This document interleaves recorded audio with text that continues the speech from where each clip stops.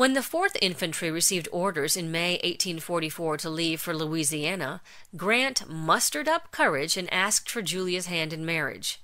Julia agreed, but stipulated that their engagement be kept secret for a while. Her mother, Ellen Dent, expressed warm feelings for her daughter's suitor, but Colonel Dent was unenthusiastic about the prospect of his daughter's marriage to a poorly paid junior-grade officer in the U.S. Army. Julia felt she needed time to win over her father before making a public declaration. Indeed, most of their 5-year courtship and engagement would be conducted in the midst of Grant's long absences in Army service. Grant suffered evident frustration with the state of affairs, as is shown in 2 of many sweetly plaintive letters to his intended. Julia, "Can we hope that your pa will be induced to change his opinion of an army life?" he asked after hearing that Colonel Dent had once again refused to give his blessing to their marriage. A bit later he wrote, "My happiness would be complete if a return mail should bring me a letter setting the time, not far distant, when I might clasp that little hand and call it mine." Grant's parting lines usually went something like this: "Your devoted lover, most truly and devotedly your love, Ulysses," or "I am most devotedly your Ulysses S. Grant." His letters to Julia revealed a tender, anxious lover unafraid to express his emotions freely.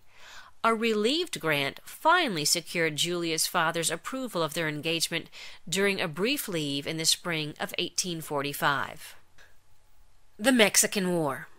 Personal matters aside, Grant was troubled by his new assignment, which took him to Camp Salubrity outside of Natchitoches, Louisiana.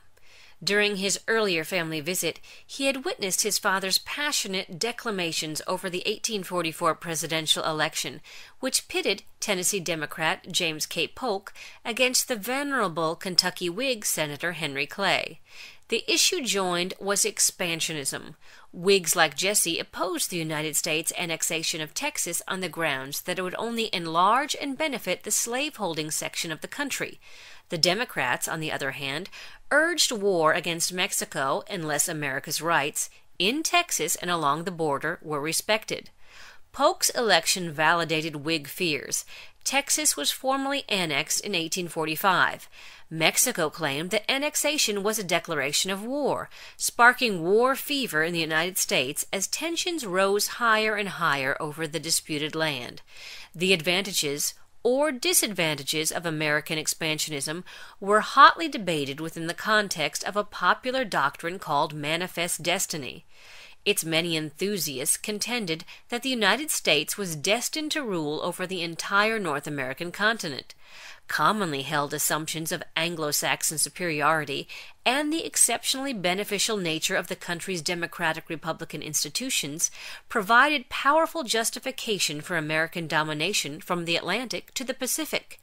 The expansionist cause was aided by Mexico's instability, corruption, and poverty, and by the fact that its vulnerable western provinces were lightly governed and even more lightly settled.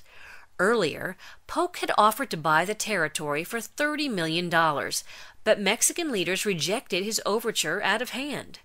Grant's unit was part of a defensive force massed by the federal government, initially to prevent the Mexican government from interfering with Texas annexation.